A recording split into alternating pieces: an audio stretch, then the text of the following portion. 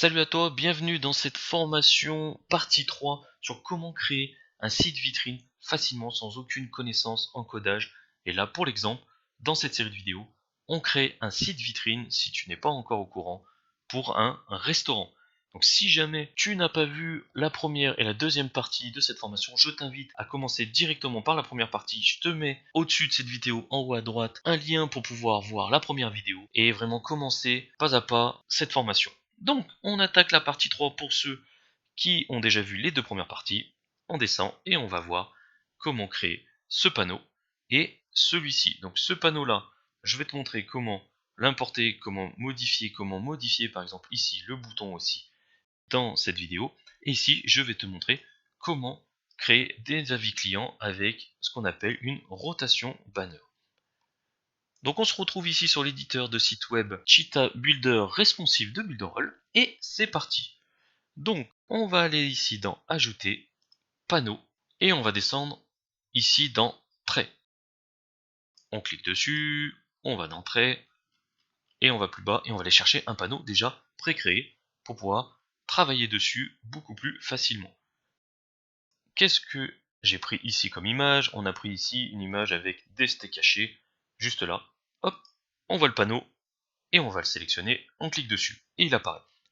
Donc là on peut voir ici que sur le panneau, le bouton est en noir, donc il y a deux possibilités. Soit on modifie à chaque fois le bouton systématiquement et on perd du temps, parce qu'à chaque fois on veut faire le même bouton, il n'y aura pas spécialement toujours la même taille, en tout cas on va perdre du temps pour rien. Ou alors on a déjà un bouton déjà existant, par exemple dans la partie 1 de cette formation, on a importé un panneau, il y avait déjà un bouton qui était assez intéressant avec le coloris en orange, et ben on va aller le chercher et on va aller le dupliquer et l'utiliser. C'est pas plus compliqué que ça. On va aller juste ici, on sélectionne le bouton et on clique sur dupliquer. On sélectionne notre bouton, on lâche pas le clic gauche bien sûr, et on le fait descendre et on le lâche ici. On va sélectionner ce bouton là. Donc je vais quand même te montrer comment on va pouvoir rajouter un effet d'ombre sur le bouton, on va pouvoir modifier le texte, on va pouvoir rajouter une bordure. Je vais profiter de ce bouton là pour te montrer tout ça, comme ça si jamais toi tu veux le faire par la suite, tu ne souhaites pas dupliquer un bouton, à toi de voir. Moi je duplique le bouton, le but c'est de gagner du temps. Le bouton qui se trouve juste là, on va le modifier. Donc je vais te montrer, on peut modifier la taille en largeur ou en hauteur, ou alors tu peux carrément déjà modifier ça comme ça. On va pouvoir ici modifier le coloris, donc par exemple le contexte, si on souhaite modifier le coloris, le mettre en rouge. Après ici, on va pouvoir modifier la couleur de l'arrière-plan, c'est écrit ici. On va pouvoir modifier le coloris. Si on veut mettre la couleur de l'arrière-plan en vert, on pourra mettre en vert. Donc après, on va pouvoir modifier vraiment tout ce qu'on veut. Le texte en arrière-plan, on va pouvoir modifier aussi. Donc là, ici, tu vois pas les modifications. Pourquoi? C'est parce que, en fait, tu le verras lorsque, si tu publies ton site, tu veux aller le voir en version live, tu verras lorsque tu mets ta souris sur le bouton, on verra apparaître par exemple ce bouton là en vert, donc il passera du rouge au vert, et lorsque tu enlèveras ta souris, ça repassera au rouge. Donc c'est un effet hover que tu pourras créer. Tu vas pouvoir ajouter une image ici sur ton bouton si tu le désires, et tu vas pouvoir par exemple rajouter ce qu'on appelle des frontières. Donc là je vais te mettre une frontière par exemple en vert pour que ça soit un peu plus visible, on va l'augmenter un peu plus, et on va sélectionner l'aspect de la frontière. Donc tu vois le contour ici au niveau du bouton, donc là j'ai augmenté vraiment exprès pour que tu puisses voir l'aspect plus facilement, ici, mais normalement tu mets pas aussi gros, tu mets beaucoup plus fin. Tu vas avoir la possibilité, hop, je vais retirer ça, tu vas avoir la possibilité de pouvoir arrondir l'aspect de ton bouton. Donc là, pour l'exemple, si je mets 25, on voit que ça arrondit les angles. Juste ici, on voit ici les angles sont en train de s'arrondir. Juste là. Donc là, d'un bouton rectangulaire, je suis passé à un bouton avec des angles arrondis. Donc tu peux vraiment modifier l'aspect de ton bouton. Tu vas pouvoir aussi rajouter une ombre. Donc tu sélectionnes ton bouton encore, tu vas dans ombre, et ici tu vas pouvoir ajouter ici une ombre. Là j'ai agrandi exprès, tu vas pouvoir décaler aussi bien l'ombre du côté en mode vertical et horizontal. Et là je vais changer le coloris pour que tu puisses voir l'ombre, l'aspect de l'ombre. On voit ici le coloris, on est bien sûr de l'ombre. Donc là je te fais en même temps l'exemple, voilà, comment tu peux vraiment modifier ça. Tu vas aussi pouvoir rajouter encore d'autres effets, tu vas pouvoir ajouter une animation au niveau du bouton. Donc je vais te montrer un exemple comment rajouter une animation lorsque l'on passe la souris dessus, pour l'exemple, donc en mode flotté, mais tu peux en mettre quand c'est visible, lorsqu'on clique dessus ou autre.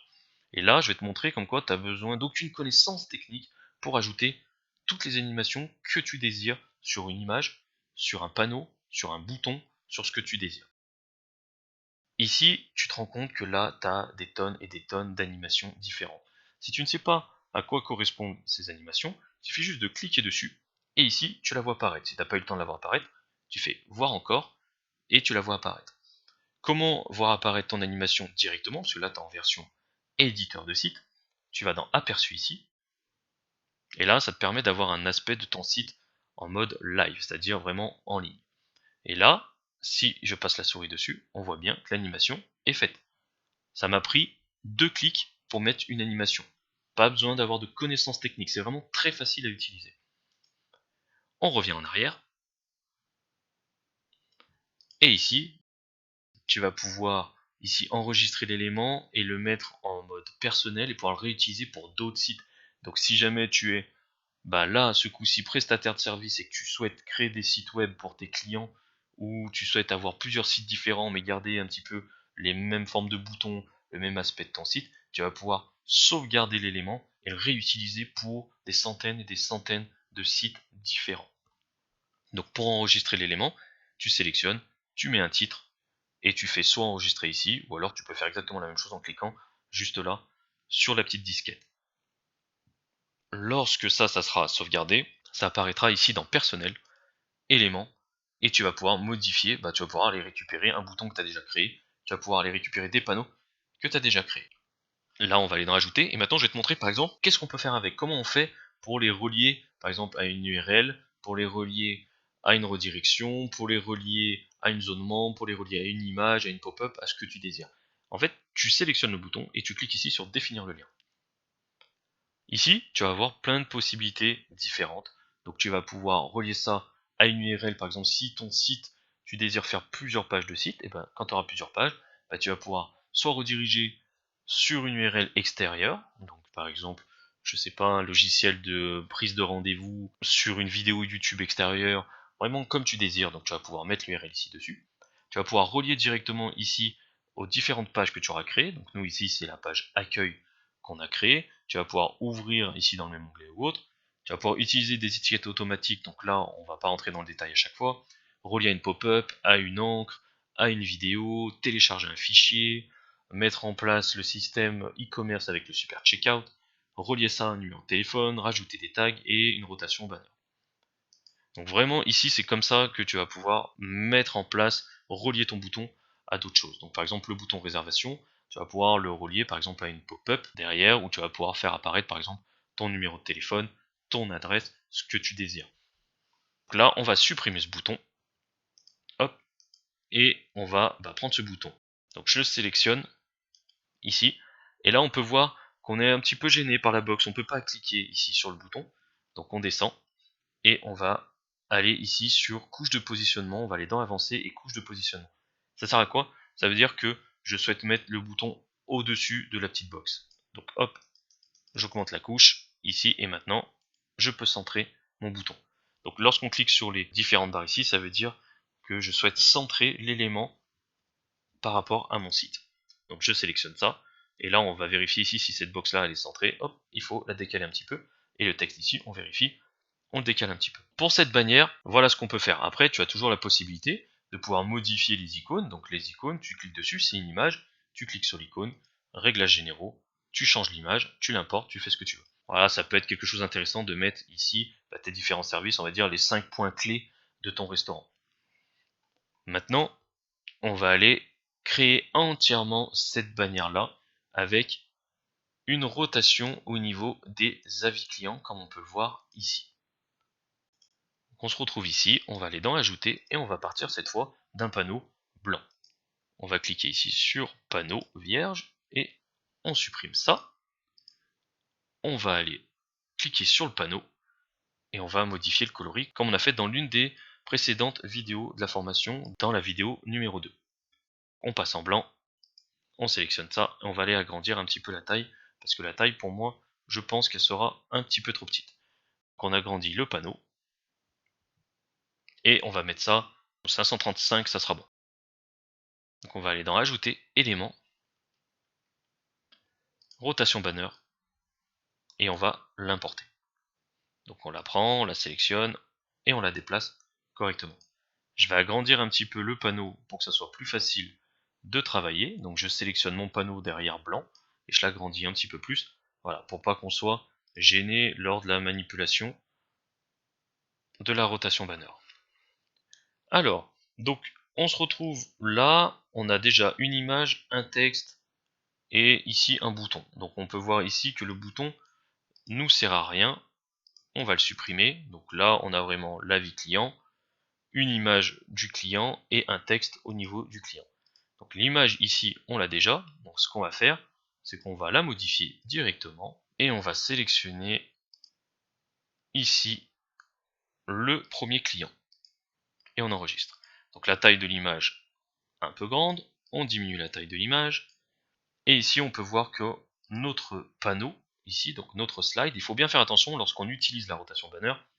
Lorsqu'on clique ici dessus, on a la rotation banner, c'est-à-dire on a l'ensemble de la bannière qui va permettre de faire l'effet. Et à l'intérieur de cette rotation banner, on a une zone de travail. On a le slide ici qui permet de pouvoir travailler directement. Donc là, ici, j'ai mon slide qui se trouve juste là, et j'ai mon texte qui est déjà pas trop mal, avec le texte qui est déjà pas trop mal par rapport à ce qu'on avait ici. Donc je vais à la limite agrandir un petit peu le visage de la personne, et ce que je vais faire, c'est que je vais sélectionner ici donc la rotation banner, et je vais diminuer, on va dire, l'effet. Voilà. Donc on va déplacer ça, et ici le panneau, on va pouvoir le laisser comme ça. Je pense qu'on n'est pas trop mal. On va regarder le deuxième slide. Donc là on voit que ce slide là, donc il n'est pas du tout préparé comme on le désire. Donc ce qu'on va faire, on va le supprimer directement. On va gagner du temps. Ici on a l'autre slide ici qui me plaît pas non plus. On va le supprimer. On va se retrouver ici sur le premier slide qui nous plaît. Donc qu'est-ce qu'on va faire? On va donc sélectionner le slide qui nous plaît juste ici, et on va aller le dupliquer. Maintenant, quand on va ici dans 1, on peut se rendre compte que notre slide est bien dupliqué. Qu'est-ce qu'on va faire avant même déjà de le dupliquer? On va aller modifier le coloris, toujours dans l'idée de pouvoir gagner du temps. Donc on sélectionne ça, on va ici, et on va modifier le coloris, on va le mettre en orange, parce qu'ici on était en orange. Le texte ici, un peu trop grand, on va le modifier, et on va le décaler. Donc là, on se rapproche pas trop mal, on va aller là, même principe, bon voilà, on va modifier le coloris parce que j'ai dupliqué avant de le faire, donc on va modifier le coloris, et on va décaler le texte, on va déplacer ça. L'image, on clique sur l'image, on va changer l'image, et on va aller chercher le deuxième client. Et on va prendre donc ce slide là, et on va le dupliquer encore. Et on voit apparaître ici un numéro 2. Maintenant on clique bien sur le numéro 2, on sélectionne l'image, et on va aller chercher le client numéro 3, et on va même encore pouvoir dupliquer encore une dernière fois, parce qu'on a 4 clients, autant en profiter. C'est cool, notre restaurant fonctionne bien, donc on duplique, on sélectionne encore le 3, on prend l'image, on change l'image, et on va aller chercher notre cliente numéro 4. Donc là, bien sûr, la qualité de l'image, elle n'est pas top, j'ai pris des images comme ça. Après, bien sûr, le but c'est d'importer quand même des images qui sont quand même assez sympas à voir. Après, un petit détail aussi, à ne pas oublier, vous allez pouvoir régler le SEO de votre image juste ici. Donc, dans Alt et Titre. Si jamais vous avez besoin d'aide au niveau du SEO, je vous invite à regarder les différentes vidéos que vous avez sur cette chaîne, parce qu'on va parler aussi de SEO. Il va aussi avoir un expert en SEO qui va intervenir sur cette chaîne. Donc c'est un de mes partenaires sur Builderall. Pensez bien à regarder les autres vidéos sur cette chaîne, parce que vous allez avoir pas mal d'informations assez intéressantes. Mais là, on va pas rentrer dans le détail. Donc là, on va pouvoir voir que on a bien notre premier slide, le deuxième, le troisième et le quatrième. Pourquoi ici le 3 c'est le numéro 4? Parce que le 0, c'est le premier. Donc on va resélectionner notre bannière juste là, et ce qu'on va faire, on va la centrer. on va voir ça, on va y décaler un tout petit peu comme ça, voilà, et on va faire aperçu. Et là, on peut voir que notre slide fonctionne bien, et tout ça sans aucune connaissance technique en codage, et fait en 5-10 minutes. Donc bien sûr, le texte derrière, comme prévu, comme à chaque fois, vous le modifiez. Donc là, on peut voir ici que j'ai ma petite icône qui est en violet, mais nous, on le veut en orange. Donc comment je fais pour modifier voilà, cette petite icône ici en orange?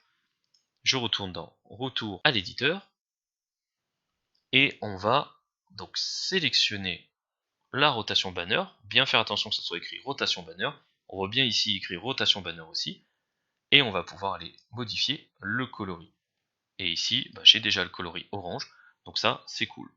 On va pouvoir modifier aussi la taille des flèches, s'il y a besoin, on va pouvoir vraiment tout paramétrer, toujours le même principe. Sur le Cheetah Builder, lorsqu'on veut modifier quelque chose, comme le bouton comme précédemment, on sélectionne et on modifie le coloris, on met une ombre, on modifie la frontière, on sait arrondir, par exemple notre bannière, si on l'avait pas mis en blanc, on l'aurait mis en coloris gris, on aurait pu arrondir l'intérieur de la bannière, là on aurait pu faire vraiment tout ce qu'on désire.